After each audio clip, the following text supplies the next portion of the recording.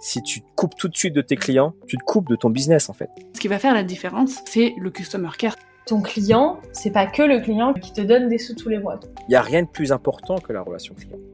Interroger ses clients, c'est eux qui ont la réponse au final. Bonjour à toutes et à tous et bienvenue sur Le Client, le podcast qui parle d'expérience client avec franchise et générosité. Je suis Marine Deck, entrepreneur et consultante.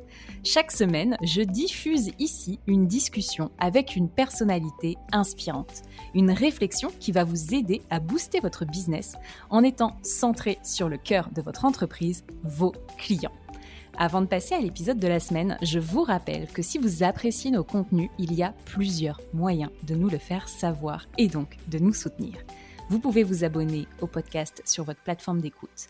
Vous pouvez nous mettre 5 étoiles et un avis sur Apple Podcast. Et évidemment, je vous incite fortement à partager le podcast autour de vous. Je compte sur vous.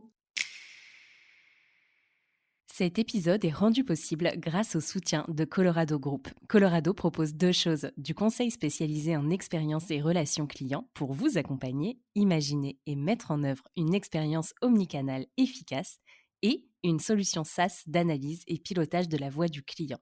J'ai déjà croisé plusieurs fois la route des équipes de Colorado et je suis fière aujourd'hui qu'ils soutiennent le client. N'hésitez vraiment pas à les contacter de ma part pour positionner l'expérience client au cœur de votre compétitivité. Bonjour à toutes et à tous. Bon, alors, aujourd'hui, j'ai le plaisir de recevoir Vincent Chabot. Vincent est sociologue, enseignant-chercheur à l'Université de Paris et il a écrit un livre qui s'intitule « L'éloge du magasin », qui est paru du coup aux éditions Gallimard l'année dernière, Vincent, c'est ça? C'est ça. Bonjour Bienvenue. Marine. Bonjour Marine. Merci de l'invitation. Bah écoute, ça me fait très plaisir. J'ai hâte qu'on puisse commencer cette discussion ensemble. Donc alors concrètement, l'épisode va consister en quoi? On va parler de ton travail, du livre que tu as écrit. Et ce que j'aimerais ensemble, qu'on puisse faire ensemble, c'est ouvrir cette fameuse boîte noire du client et comprendre en fait quelles sont ses motivations en fonction de ses caractéristiques, des points de vente dans lesquels il se rend. Quelles sont ses motivations profondes? Je suis bien d'accord et je préfère prévenir les auditeurs qu'aujourd'hui, on va pas forcément traiter des actions à mettre en place. On va plus rester dans la théorie, sans être péjoratif bien sûr, pour comprendre effectivement ce fameux consommateur que parfois on peine à comprendre parce que c'est très complexe et c'est ce que j'ai découvert dans ton livre, en fait, que leurs motivations varient en fonction de leur religion, leur âge, leurs habitudes et tout cela, ça nous amène à une réflexion assez transversale sur qui sont nos clients aujourd'hui et pourquoi est-ce qu'ils se rendent chez nous pouvant être dans un point de vente physique, mais aussi sur le digital. Très bien. Désolée pour cette longue introduction. Bon alors Vincent, raconte-nous comment s'est passée l'écriture de ce livre. Alors en fait, je suis sociologue du commerce et de la consommation depuis déjà un bon moment. J'ai travaillé beaucoup sur des enseignes comme la Fnac, par exemple, sur le commerce du livre, sur les plateformes également. Donc il y a une dimension digitale aussi assez forte dans mon travail. Là, j'ai terminé une grande enquête sur les plateformes de livres d'occasion pour voir comment justement le digital avait disrupté, avait modifié un marché ancien finalement. Et ce livre, je l'ai écrit assez rapidement, finalement. Alors, on est bien avant les confinements et bien avant la crise sanitaire. L'idée me trottait dans la tête, c'est-à-dire qu'effectivement, on a, on va dire, depuis la dernière révolution commerciale, voilà, les historiens du commerce marquent un peu l'histoire du commerce par 3 révolutions. La séduction marchande avec les grands magasins à la fin du 19e siècle. Ensuite, la grande distribution avec l'essor du libre-service, des chariots, des standards un peu communs de consommation. Et puis une dernière évolution, c'est celle du digital, c'est celle du e-commerce, avec un commerce de plateforme et puis différents intermédiaires de marché qui entrent en compte aujourd'hui, comme les smartphones, les applications, les algorithmes, etc. Et face à cette dernière évolution commerciale, l'une des questions que je n'ai pas inventées moi-même, c'est évidemment comment maintenir et que devient le magasin dans cet univers plateformisé, si j'ose dire. Alors aujourd'hui, même après la crise sanitaire, il y a à peu près 15%, 13% en France, 15% aux États-Unis. En Chine, un peu plus, on va à 35%, en Grande-Bretagne aussi. Des ventes en ligne, elles représentent à peu près 35, entre on va dire 13 et 35% selon les pays, du commerce détail en général. Donc le magasin est toujours le lieu Bien sûr. d'approvisionnement central. Mais voilà, cette question, elle se pose depuis déjà pas mal de temps, l'avenir du magasin. Il se trouve aussi que à la fin de l'année 2018, si je me trompe pas, donc c'est-à-dire 1 an et demi avant la sortie du livre, j'ai été invité en Corée du Sud pour donner des conférences. Et on est dans un pays là-bas très numérisé, très numérique, très robotisé. Et il se trouve qu'il y a énormément de magasins physiques, avec évidemment une imbrication du digital et du smartphone, des applications, etc. Mais vous avez des tours marchandes, des librairies, des petits commerces indépendants, des grandes chaînes. Bref, on peut aller en voyage là-bas et, comment dirais-je, se rassurer sur l'avenir des magasins. Donc ça, c'était un objectif un peu, voilà, pour finalement livrer une réflexion sociologique sur cette question fondamentale. Et puis, il y a un deuxième objectif, une deuxième motivation, c'était finalement en sciences sociales, en philosophie, en sociologie, le magasin a été souvent, comment dirais-je, considéré comme un simple espace d'écoulement de la marchandise, parfois même un espace de manipulation. Et j'ai voulu finalement donner un autre regard sociologique au magasin au pluriel, et montrer ce qui s'y passait, décrire justement la vie sociale du magasin, petit ou grand, les vides-greniers, mais aussi les magasins de luxe, les hypermarchés, etc.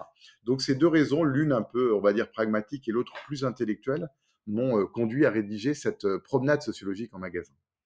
Et effectivement, on parle de consommation, d'approvisionnement. Pendant très très très longtemps, on était vraiment dans une logique où je vais m'approvisionner, et on est passé à une consommation qui est plus émotionnelle, et d'où le rôle de l'expérience client et de la relation client aussi, pour moi, qui est entièrement liée. Comment est-ce qu'on arrive à cette étape-là? Comment est-ce qu'on passe d'une consommation d'approvisionnement à une consommation émotionnelle? L'approvisionnement, c'est finalement ce qu'a réussi à faire très bien, et ce qu'elle fait encore aujourd'hui, la grande distribution. C'est-à-dire que la grande distribution, elle est née alors sur des innovations commerciales qui existaient déjà, comme par exemple le libre-service qui est apparu en 1930 aux États-Unis, le chariot également qui est apparu un peu plus tard. Et toutes ces innovations-là, le supermarché, ont donné naissance à l'hypermarché 1963 en France, avec un élément fondamental, c'est le discount, c'est-à-dire ce qu'a inventé Édouard Leclerc dans les années 50 en Bretagne, avec des prix extrêmement compétitifs. Et pendant, on va dire, 40 à 50 ans, la grande distribution a joué ce rôle de rendre accessible, eh bien, à tous, en tout cas à une société assez large, à la fois des produits, le confort également, l'équipement, et puis également des standards communs, des repères communs.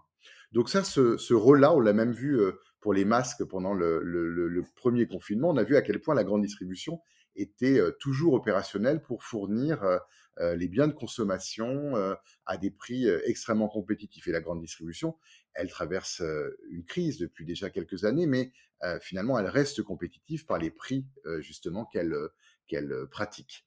Et ben justement, après comment dirais-je, ce modèle-là et la maturité de ce modèle de la grande distribution, on a commencé à réfléchir justement à l'expérience client et à d'autres logiques et à d'autres raisons qui expliquaient la venue en magasin. On voit d'ailleurs pendant le confinement à quel point le e-commerce alimentaire a progressé sous différentes formes, le drive voiture, le drive piéton, la livraison à domicile, aujourd'hui la livraison à domicile avec le quick commerce, mais on doit, enfin, les marketeurs, les merchandisers, les distributeurs doivent évidemment réfléchir à d'autres raisons qui font que pour l'alimentaire, mais aussi pour le non-alimentaire, le consommateur doit sortir de chez lui. Et tout à l'heure, tu parlais de manipulation. C'est vrai que dans ton livre, je vois, enfin, je découvre aussi ces histoires de température et du rôle des malls et des centres commerciaux qui, du coup, effectivement, veulent nous mettre en fait dans une espèce de zone protégée. En nous protégeant, pardon, de tous les paramètres extérieurs, et qu'on soit en fait un peu en vase clos. Je trouve que c'est C'est triste, mais en même temps, c'est un peu vrai. Et en même temps, je comprends leur vocation première de vouloir nous faire naviguer dans un espace qui soit totalement immersif. Voilà une bonne raison finalement de fréquenter les centres commerciaux, peut-être pas en France, mais dans des pays où les températures peuvent être très élevées, au Moyen-Orient ou la Thaïlande par exemple, il y fait bon, c'est-à-dire qu'il y fait frais. Et finalement, voilà, donc c'est peut-être une raison un peu terre à terre, mais il ne faut pas, à mon avis, la mettre de côté. C'est-à-dire que tout est évidemment conçu pour extraire la consommation, extraire le consommateur des phénomènes environnementaux, enfin Mm. environnants, négatifs, si j'ose dire. Et le mettre parfois, alors c'est le cas que je reprends d'IKEA dans le livre, le mettre peut-être parfois dans un état un peu régressif où il va se déresponsabiliser et confier à l'enseigne le fait de lui rendre accessible un aménagement, des meubles, une décoration, etc. C'est le cas de IKEA. Donc effectivement, la réflexion sur les malls depuis, on va dire, les années 50-60 aux États-Unis consiste à trouver, par la température, par les odeurs également, par les aménagements, mettre en place tout un environnement, des conditions d'achat favorisant évidemment la surconsommation. Mm, mm. Et à l'inverse, en continuité même, je dirais, on a ces grands magasins et on parle du Bon Marché, de la Samaritaine, où là, on les caractérise de grandes fêtes permanentes. Et c'est très juste, tu vois, je n'avais jamais mis forcément les mots dessus, mais c'est vrai que c'est ça. Oui, c'est évidemment la grande innovation, là aussi, d'Aristide Boucicaut et d'autres fondateurs des grands magasins du 19e siècle en France. C'est finalement, ils ont mis en place des décors, voilà, des bâtiments, une architecture absolument spectaculaire. Ils ont repris des techniques de vente du monde de la boutique, des magasins de nouveautés, les prix affichés, les réductions, les vitrines, etc. Mais ils ont surtout fait émerger la séduction marchande, c'est-à-dire c'est le rapport à la marchandise qui change. C'est pour ça que on parle de révolution ou de première révolution commerciale pour ce commerce moderne. C'est celle qui a intéressé Émile Zola dans Au bonheur des dames. Je Mhm. pense qu'on peut tous les jours reprendre son livre et pour moi c'est un véritable guide, ce livre qui explique énormément de choses, même pour des périodes plus contemporaines comme aujourd'hui. La séduction marchande, elle fait évidemment toujours, on le voit avec la réouverture de la Samaritaine récemment à Paris, elle fait toujours venir évidemment le consommateur en magasin, en boutique. Et comment on explique que ce consommateur, au final, il puisse aller à la fois à la Samaritaine, chez Ikea, chez Carrefour, chez son épicier en bas de chez lui et probablement aller au marché, faire des brocantes. Enfin, en fait, il gravite dans ces différents types de points de vente qui, du coup, répondent à certains besoins, si je puis dire, et à certaines aspirations. En fait, on est totalement, je vais même pas te dire bipolaire, mais on est, on, On est partout. on est partout. Et pour autant, en termes de marketing, on passe notre temps à dire qui est ton client, qu'est-ce qu'il fait. Mais en fait, ton client, il est partout. Il va partout. Il est partout et bah voilà, la séduction marchande, c'est un très bon exemple. Différents dispositifs marketing, merchandising, etc., de théâtralisation, de scénarisation du point de vente visent à l'apprivoiser. Mais évidemment, le consommateur, vous pouvez l'apprivoiser pendant quelques mois, pendant une période de sa vie, par exemple les adolescents, mais évidemment, ensuite, après, il va vous échapper. Et tout le rôle du marketing, c'est justement du marketing point de vente, comme on dit, c'est justement de l'apprivoiser, pardon, le plus longtemps possible. Mais le consommateur, il est partout et justement, comme le point de vente, dans sa diversité, ne consiste pas uniquement à l'approvisionner, eh bien, il vient toujours en magasin, quelle que soit sa forme, quel que soit son format. Et alors, le magasin, à quoi sert-il au-delà de l'approvisionnement aujourd'hui? Justement, il sert peut-être de moins en moins à s'approvisionner, pardon, puisqu'on voit des showrooms émerger, on voit tout un tas de magasins qui vous proposent ensuite, vous repartez les mains vides et vous êtes ensuite livré assez rapidement. Je pense que ça, c'est une solution très intéressante. Il est un lieu d'exposition, il y a un lieu de découverte de produits, bien entendu, un lieu d'acculturation par rapport à des styles de vie auxquels on adhère. Ça, je pense beaucoup à Ikea ou voilà, des magasins de décoration, des magasins de prêt-à-porter, bien entendu.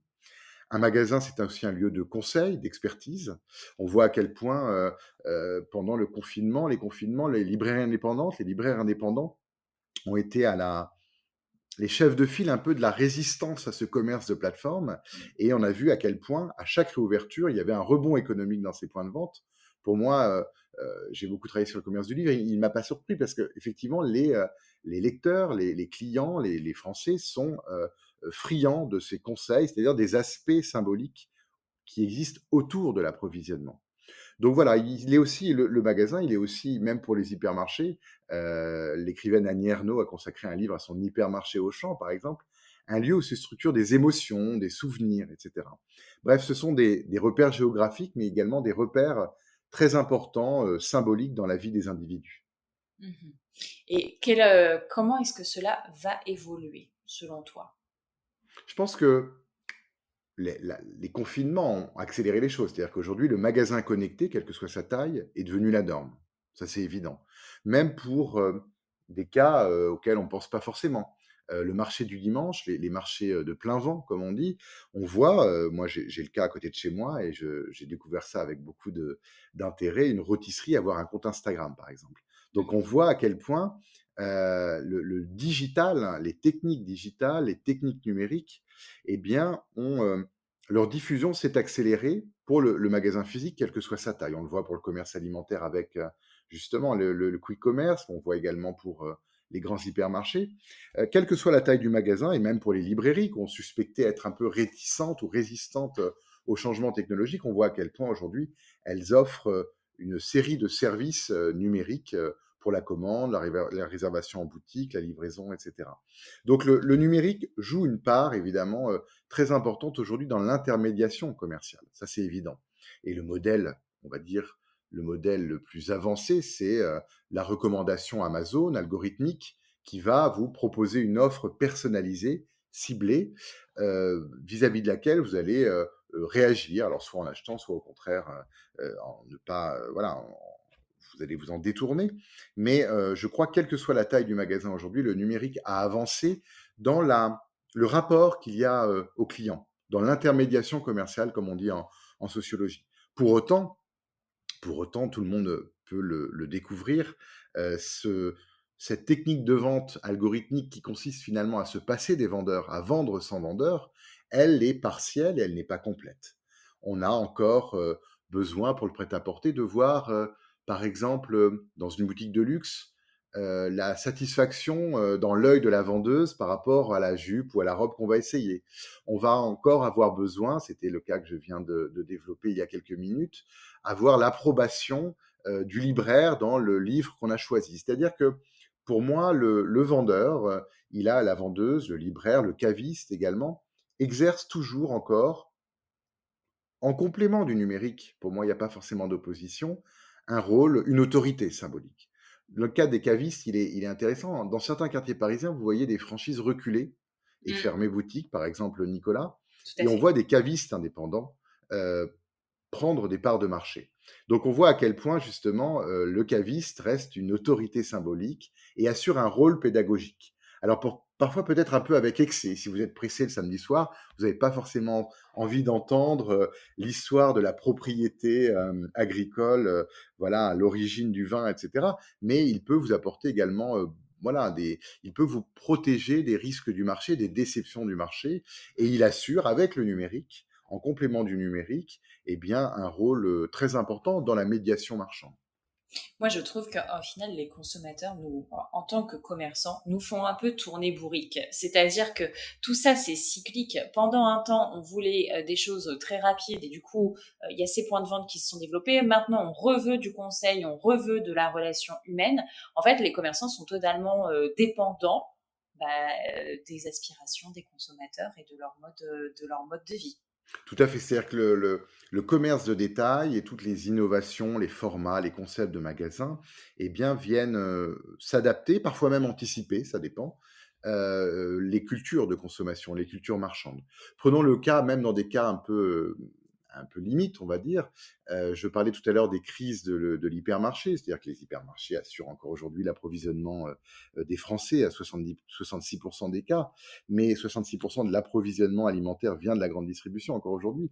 Mais on le sait en crise, on sait que le modèle est mature et il est de moins en moins rentable. Et l'une des réponses, il est écartelé, si vous voulez, entre entre des cultures de consommation low cost, hard discount, et une culture de consommation, un pôle de consommation premium, voilà, où vous allez avoir des milieux qui ont les moyens et qui vont plutôt aller vers le commerce artisanal, le commerce spécialisé. Et l'une des réponses à ça, ça a été justement, alors même que la grande distribution s'est construite sur le libre service, de remettre des poissonniers, des bouchers, des artisans, alors on n'utilise pas forcément le mot, mais bref, mais remettre de la vente socialisée, de la relation humaine pour les produits frais. Donc on voit à quel point, effectivement, on est ni tout l'un ni tout l'autre, on est effectivement, avec le numérique c'est le même cas, on est à la fois dans du libre service, de la vente socialisée et de l'équipement numérique. Je pense que l'une des leçons à retenir, et ce que la crise a fait accélérer, c'est que finalement, le consommateur, pour moi, il n'est ni libre ni manipulé, il est avant tout de plus en plus informé, de plus en plus équipé pour prendre ses décisions. Alors, il est équipé évidemment par son histoire, par son revenu. Premier point, évidemment, il ne faut pas oublier l'aspect économique, l'aspect budgétaire des choses. Il est équipé également par ses ressources culturelles, par son niveau d'études, par voilà, son réseau, son éducation. Et puis, il est équipé également de plus en plus, alors voilà la nouveauté, par des outils digitaux, des applications, Yuka, etc., qui jouent de plus en plus un rôle, par Instagram également, un rôle dans la médiation marchande. Donc je crois que la nouveauté, elle est là. Le progrès technologique, le progrès numérique ne fait pas disparaître les repères en tant que vendeur, en tant que étiquette, en tant qu'affichage dans les magasins, en tant que publicité. La moitié des Français lisent encore les prospectus reçus dans les boîtes aux lettres, vous voyez. Mais il complète ses compétences, si j'ose dire, ses compétences marchandes, avec toute une série de contenus et d'outils numériques qui, chacun peut le voir, ont progressé. En fait, voilà, c'est comme si il y avait des écosystèmes et des nouveaux modèles économiques qui s'étaient créés au fur et à mesure qu'on avançait dans le temps et qu'aujourd'hui, il y avait des zones, je dirais, qui se superposent les uns aux autres. Au début, ils étaient tous indépendants avec des concepts et des modes de rémunération différents et aujourd'hui, ils viennent tous un peu piocher les uns chez les autres. Qu'est-ce qui restera à la fin? Peut-être tout le monde. Et ma question, elle porte aussi sur à l'étranger. Comment ça se passe? À l'étranger, si vous voulez, là aussi, on peut repartir un peu sur l'histoire du commerce. Vous avez une appropriation sélective selon les pays des formats commerciaux, des concepts, etc. On voit à quel point, par exemple, si je prends l'exemple de la Chine, sur lequel je me suis un peu penché, parce que j'avais accompagné une étude sur l'application WeChat, qui était très intéressante, parce qu'on voyait là, pour le coup, à quel point, premièrement, le commerce physique n'était pas mort, mais à quel point il était de plus en plus, le consommateur était équipé de dispositifs numériques pour s'informer sur l'offre, pour commander, pour échanger avec ses amis, avec son réseau, etc., avant de prendre sa décision. On voit effectivement à quel point la Chine est entrée dans la société de consommation bien après nous, bien après les Américains, ça tout le monde l'a compris, avec la montée d'une classe moyenne à fort pouvoir d'achat. Et on voit à quel point la Chine, ou une partie de la population chinoise, est entrée dans la société de consommation par le e-commerce et par le numérique. Je le disais tout à l'heure, à peu près, les ventes en ligne représentent 35% du commerce détail en Chine. C'est très fort. On voit évidemment à quel point certaines enseignes sont très importantes, certains logisticiens, certains acteurs du e-commerce sont très importants comme JD.com ou comme Alibaba, AliExpress. Mais on voit aussi évidemment des formes plus anciennes et plus traditionnelles de commerce subsister. Donc je pense que voilà, il n'y a pas comment dirais-je, de normes qui vient se créer, de normes commerciales qui vient se créer dans tous les pays au même moment. Ça, c'est clair que c'est évident. Il y a une appropriation sélective. Et encore une fois, l'innovation commerciale, elle repose aussi sur ce qui existait avant. Voilà, on ne part pas de rien. Et d'ailleurs, si on reprend, quels que soient les pays, là, pour le coup, si on reprend, on va dire, la transition commerciale durant le confinement, on voit à quel point rien n'est apparu de neuf, véritablement, mais plutôt ce sont des tendances qui se sont accélérées et que la crise sanitaire a accéléré.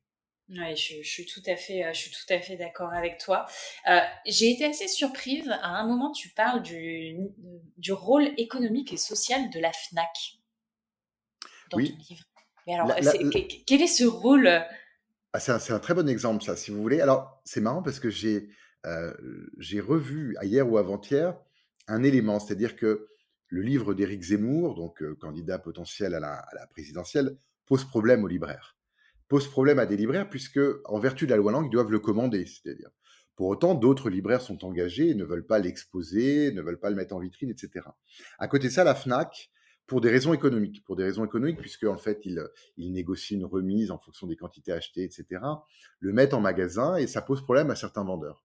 Sachant que dans l'histoire de la Fnac, je ne vais pas développer plus, mais vous avez beaucoup de vendeurs surdiplômés qui ont fait de longues études, etc. Ce qui a participé d'ailleurs à l'image culturelle de l'enseigne. Et bah voilà, c'est un très bon exemple. C'est-à-dire que la Fnac n'est pas seulement un distributeur. Son histoire, qui est celle qui est une histoire longue, la Fnac a été créée en 1954 avec une forte dimension consumériste, c'est-à-dire que la Fnac, elle a apporté la technologie dans les foyers, la photo, les biens électroménagers, les appareils d'enregistrement, etc., avant le livre, avant les ordinateurs. Le livre, D'accord. c'est seulement en Je connais, 1974. je connais absolument pas l'histoire de la Mm. Fnac. Alors, Et donc, les fondateurs de la Fnac étaient des anciens militants d'extrême gauche qui ont, avec ce combat consumériste contre la mauvaise qualité des produits ou contre les prix trop élevés, ont prolongé finalement leur militantisme. Voilà, ce sont devenus d'accord. des militants de la consommation. Et à côté de ça, en créant des magasins, en recrutant des vendeurs, ils ont la Fnac, par comment dirais-je, la place qu'elle a eue en France et qu'elle a toujours. 15% par exemple du marché du livre se passe à la Fnac. La Fnac a joué un rôle dans la création finalement d'un goût culturel moyen. Voilà. La Fnac, par son rôle important dans les grandes villes, notamment aujourd'hui sur Internet et dans des villes moyennes, elle a rendu accessible certains auteurs, certains artistes, certains chanteurs, sachant que la Fnac a organisé aussi, elle le fait peut-être un peu moins aujourd'hui, des concerts, des expositions. Voilà, il y a tout un rôle culturel supplémentaire à celui de distribution. Et on voit effectivement avec l'exemple du livre d'Éric Zemmour, la Fnac, par exemple, elle avait combattu un peu les premières villes Front National qui étaient passées sous le Front National dans les années 90 dans le sud de la France. C'est-à-dire qu'elle avait un autre rôle, une autre dimension que celle d'un simple distributeur. Et aujourd'hui, d'ailleurs, ce sont des problématiques qui reviennent souvent, que ce soit pour les marques ou pour les distributeurs. Est-ce que je pense par exemple au combat que mène Raphaël Glucksmann au Parlement européen sur les marques qui utilisent effectivement les travailleurs ouïghours en Chine qui sont dans des camps, etc. Donc aux marques de producteurs, de sous-traitants ou aux marques de distributeurs, de vente au détail, de commerçants en détail, eh bien là, à mon avis, la marque n'est pas seulement voilà, une activité de distribution ou de production de biens, il y a aussi une dimension sociétale de RSE très forte aujourd'hui. Et on voit à quel point les consommateurs les plus jeunes sont attachés parfois à ces engagements pris par les marques ou les enseignes. Ouais, je suis tout à fait d'accord avec toi. Et donc, du coup, la Fnac fait quoi avec le livre d'Éric Zemmour? Ils le mettent en distribution? Ah oui, alors oui, oui, ils le mettent. Alors je suis pas allé moi-même observer, mais je crois qu'ils ont beaucoup de quantités effectivement disponibles. C'est-à-dire que la dimension économique a pris le pas sur la dimension culturelle de l'enseigne. Et ça, c'est un modèle culturel qui s'est banalisé et beaucoup de consommateurs qui ont grandi, si j'ose dire, avec la Fnac depuis les années 60, 70 en France, vous diront aujourd'hui, bien entendu, que la Fnac n'est plus la Fnac, n'est plus la Fnac Ouais. des débuts. Mais ça, c'est comme toute entreprise, c'est-à-dire qu'effectivement, une entreprise qui resterait la même en 30 ou 40 ou 50 ans d'existence, ça n'existe pas. Mais je suis tout à fait d'accord sur le fait qu'aujourd'hui, le consommateur achète et consomme chez une marque aussi pour les valeurs qu'elle porte et pour Bien les sûr. engagements qu'elle a. Et donc, voilà, on va pas continuer forcément sur la Fnac, mais si elle avait choisi de ne pas commercialiser le livre d'Éric Zemmour, ça aurait été aussi un choix très très fort et peut-être qu'il y aurait eu d'autres répercussions qui ont pu être extrêmement positives ou négatives, peu importe. Il y a aussi un autre exemple, juste de terminer là-dessus, c'est que depuis 2 ou 3 mois, beaucoup d'internautes ont révélé que la Fnac mettait en avant sur des podiums, mettait en avant, voilà, sur des têtes de gondole, des livres anti-vaccins, anti-pass sanitaire, etc. En tout cas, des livres qui remettaient en cause la science, pour aller vite. Et ça a été reproché aussi à certains directeurs de magasins. Et je pense que la Fnac va devoir, alors, ça peut être des mises en avant liées à l'action de certains de leurs employés, certains de leurs libraires, et je pense que la Fnac va devoir se positionner, c'est-à-dire en interne, éviter ce genre finalement de mauvaise publicité. Non, mais c'est très intéressant. Et si on parlait un petit peu du Black Friday? Oui, le Black Friday, c'est une nouvelle, on va dire, ça a déjà quelques années aux Oui. États-Unis, hein, depuis très longtemps. En Europe, c'est plus récent, c'est arrivé par l'Angleterre et puis la France depuis une petite dizaine d'années. C'est un nouveau temps fort de la société de consommation et de la société de surconsommation qui est ambivalent puisque on n'est pas loin de Noël, on est effectivement le lendemain de Thanksgiving aux États-Unis, et puis, il faut le reconnaître, les remises qu'il y a sur les produits permettent effectivement à certaines personnes qui ont un budget contraint d'accéder à ces marchandises grâce à ces remises-là. Et c'est ambivalent parce que d'un autre côté, on est dans l'hyperconsommation, on est dans le matérialisme, bref, dans une société de consommation qui ne prend pas en compte le changement climatique. On est toujours dans l'accumulation. Et je pense très sérieusement que malgré de nouvelles cultures de consommation qui ont émergé et qui prennent en compte cette transition climatique, on reste majoritairement dans une société d'accumulation. Au niveau mondial, c'est évident. Ce qui pose évidemment un certain nombre de problèmes pour l'avenir de la planète, si j'ose dire. Le Black Friday, il est ambivalent de ce point de vue-là. Il m'a intéressé puisque il y a des chercheurs anglais qui se sont intéressés aux gens qui, aux États-Unis, se battaient en magasin, se bousculaient en magasin pour accéder à des téléviseurs, à des vêtements parfois, en tout cas souvent à des biens électroménagers à prix réduit. Et leur enquête, ce sont des criminologues anglais, montraient que justement, derrière l'approvisionnement se cachaient des logiques sociales de consommation très fortes, se renouveler sa garde-robe, se mettre à jour, moderniser ses produits, sa télévision, son ordinateur, etc.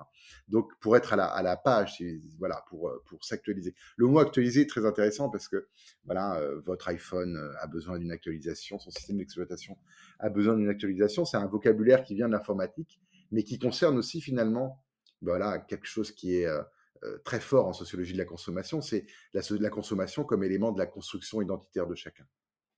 Mais ce que j'ai trouvé intéressant aussi, c'est que tu parles de rattrapage, en fait. Le Black Friday est là pour rattraper ce que tu n'as pas pu te permettre potentiellement de consommer tout le reste de l'année. Et effectivement, pour moi, on est plein de contradictions, c'est-à-dire que depuis le début, on dit que on veut du lien social, on a de plus en plus de connaissances sur les produits, on veut des marques qui sont engagées, et lors d'événements commerciaux comme le Black Friday, là, on se rue sur des choses dont nous n'avons profondément pas besoin. La faute à qui? J'ai envie de te dire, je ne sais pas. Effectivement, il y a ce lien social, l'image qu'on va renvoyer de soi, de son intérieur, quand tu as des invités qui viennent dîner chez toi le week-end. Je ne sais pas. Moi, là, j'ai le cas récemment avec une voiture et où, en fait, c'est incroyable le fait de changer de voiture. Tu ne renvoies plus du tout la même image et tu dis, en fait, c'est 4 roues et un volant, concrètement. Mais ce n'est plus du tout la même chose. Non, on est toujours entouré de biens statutaires, c'est-à-dire qu'il y a des biens qui ont un peu perdu finalement de leur dimension statutaire. Lesquels, par exemple? Par exemple, le saumon fumé. C'est un exemple que je donne aux étudiants, mais non, mais c'est intéressant, c'est-à-dire que dans les années 80-90, c'était statutaire de manger du saumon fumé. Aujourd'hui, c'est un bien qui s'est totalement démocratisé, enfin, à quelques exceptions près, mais plutôt. Mais la consommation, la société de consommation, c'est ça, c'est-à-dire affirmer son identité, se distinguer, se différencier par les biens et les services qu'on acquiert, ça c'est évident. Le consommateur a ses paradoxes. Il y a deux choses qui m'intéressent moi. Premièrement, c'est que finalement, malgré des belles déclarations, les désirs de consommation, les désirs statutaires, la quête de standing, l'obsession du standing passent avant nos convictions, ça c'est évident. Et la deuxième chose sur laquelle, que je voudrais souligner, c'est que beaucoup de collègues qui travaillent avec des instituts de sondage qui font des sondages déclaratifs. Et il y a un écart, évidemment. La première règle en sociologie, parce que je suis universitaire, c'est de faire comprendre aux étudiants que les gens ne font pas forcément ce qu'ils disent. Et voilà. Et évidemment, vous avez toujours les mêmes sondages qui vous disent que 50% des Français veulent moins consommer et 30% veulent, 50% veulent mieux consommer et 30% veulent moins acheter, moins consommer, etc. Évidemment, les temps forts de la société de consommation, que sont par exemple le Black Friday, les achats de Noël, la Saint-Valentin, etc., nous montrent à quel point il y a un écart très fort entre évidemment les belles déclarations environnementales, etc., les convictions et la réalité.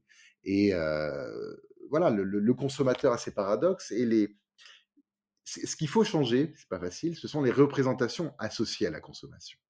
est-ce que posséder un yacht, par exemple, c'est toujours un signe extérieur de richesse? Alors la réponse est oui, mais il faut essayer évidemment dans ce cas un peu, tout le monde n'a pas de yacht bien entendu, mais C'est surtout dans que c'est ce absolument pas rentable, en non, fait. mais dans ce cas un peu limite du yacht, si j'ose dire, de ce cas un peu caricatural, ce qu'il faut arriver évidemment à désassocier, c'est à séparer, c'est la réussite sociale s'incarne par la propriété, du yacht. En plus, le yacht, il y a un livre qui est sorti là-dessus sur les super yachts.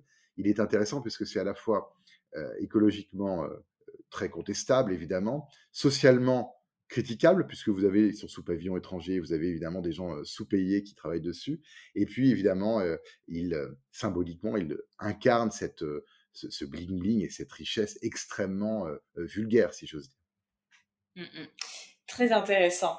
J'ai vu aussi enfin, j'ai lu aussi, pardon, qu'on parlait des aéroports dans son livre. Qu'est-ce que ce lieu de consommation?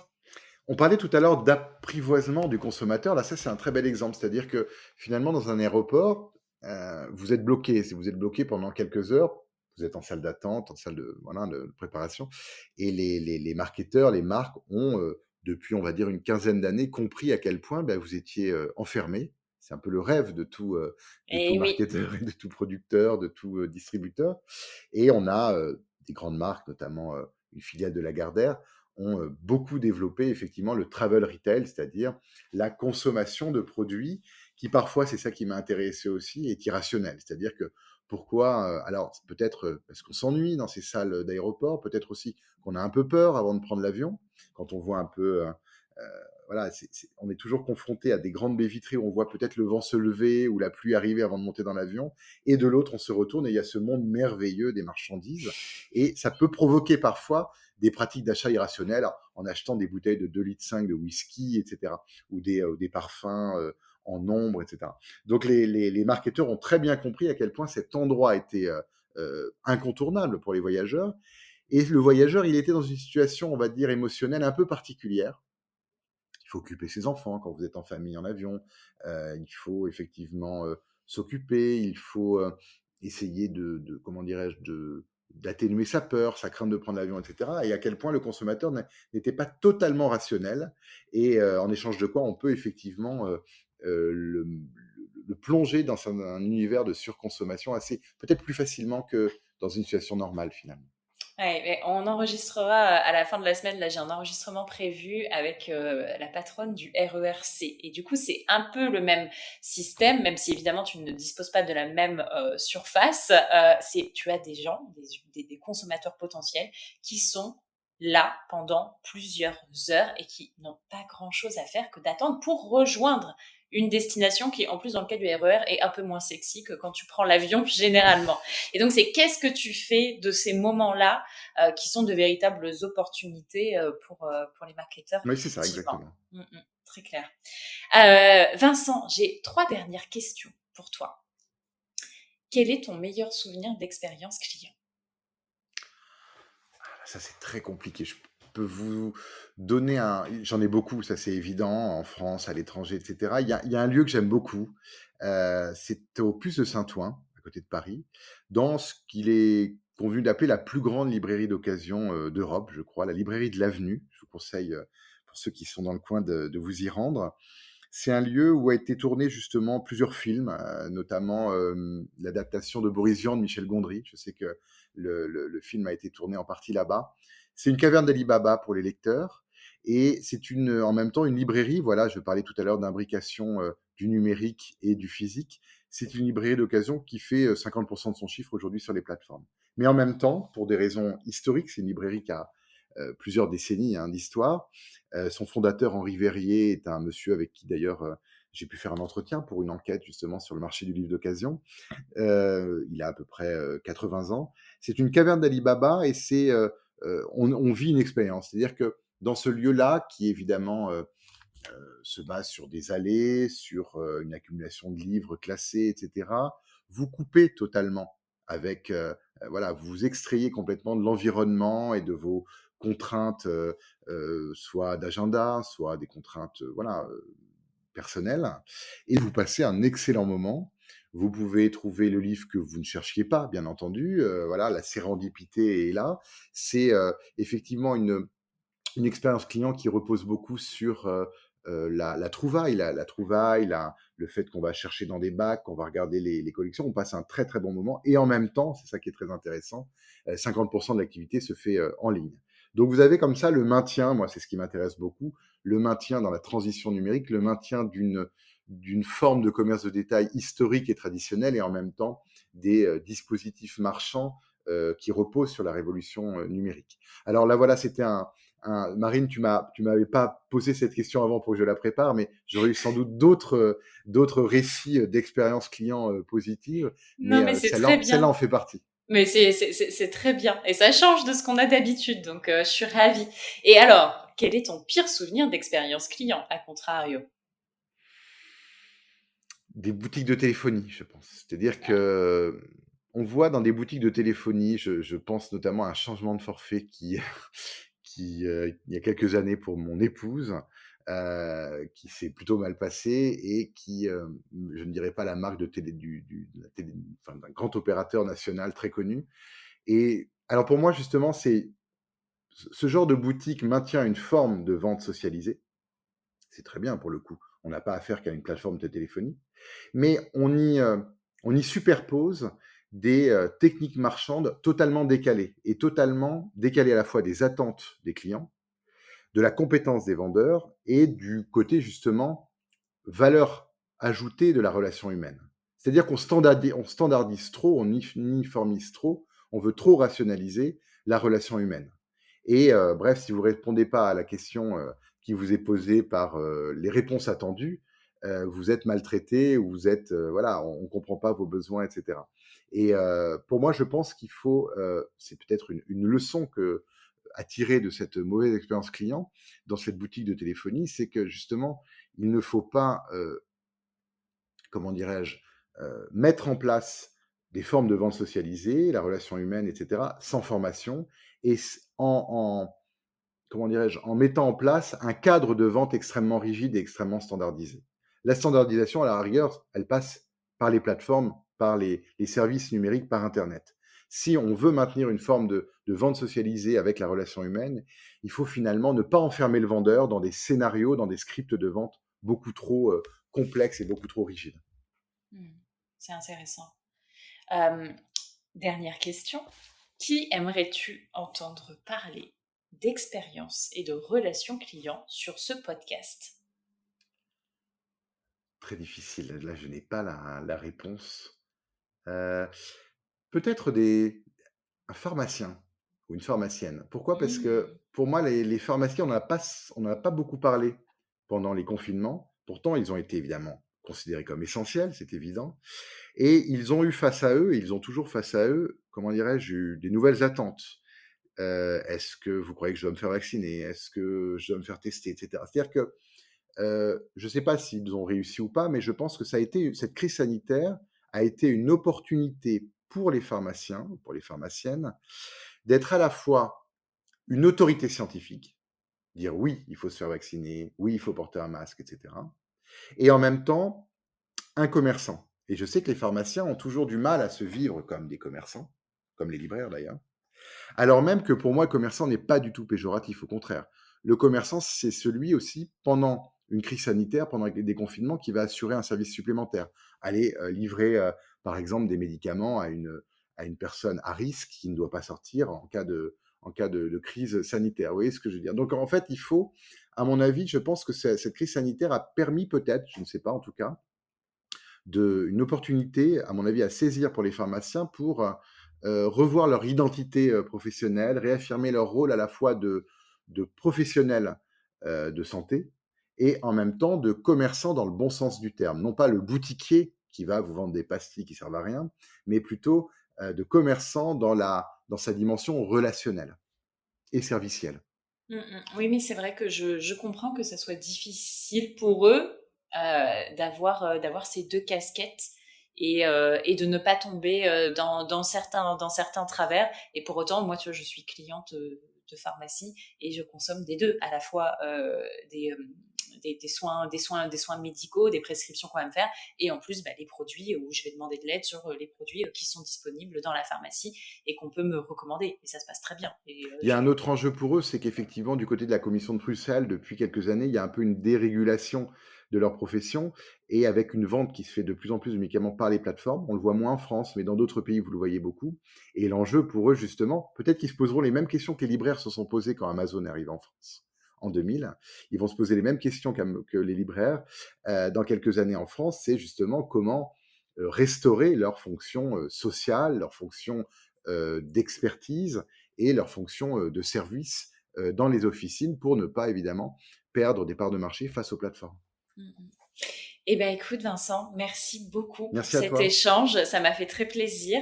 Où est-ce qu'on peut te contacter, te retrouver et sur quelle plateforme ou chez quel libraire pouvons-nous commander ton Alors, livre? on peut effectivement acheter Éloge du magasin chez Gallimard dans toutes les librairies, il n'y a pas de problème. Et on peut me retrouver sur LinkedIn ou sur Instagram.